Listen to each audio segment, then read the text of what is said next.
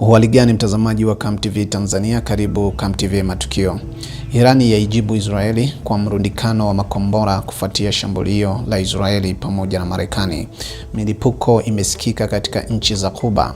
Mashariki ya Kati imeingia katika awamu mpya ya mvutano wa kijeshi kufuatia mashambulizi ya makombora kati ya Israel pamoja na Irani, kwa madai ya kuihusisha Marekani kama mshirika wa operesheni ya awali ya kuishambulia Irani.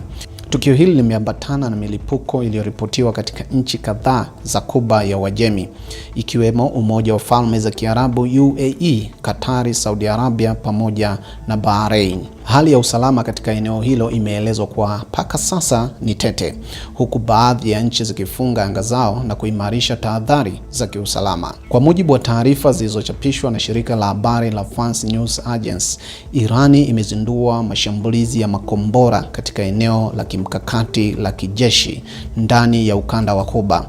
Hatua hiyo imeelezwa kuwa ni kulipiza kisasi kufuatia shambulio la awali lililofanywa na Israeli kwa msaada wa Marekani dhidi ya mji wa Teherani. Taarifa zinaonyesha kuwa mashambulizi yalilenga kambi na vituo vya kijeshi vinavyohusishwa na Marekani na washirika wake, ikiwemo Al Udeid Air Base iliyoko Katari, Al Salim Air Base iliyoko Kuwait, Al Dhafra Air Base ambayo ipo Umoja wa Falme za Kiarabu, pamoja na makao makuu mwa United States Fits huko Bahrain.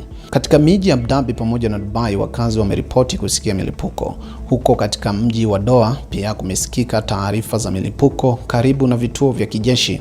Aidha, milipuko imeripotiwa ndani ya Kuwait. Kutokana na hali inavyoendelea, nchi kadhaa za Ghuba zimechukua tahadhari za kufunga anga zao kwa muda kama tahadhari ya kiusalama. Mpaka sasa hakuna taarifa yoyote inaonyesha kuna vifo vimeripotiwa katika mashambulio haya.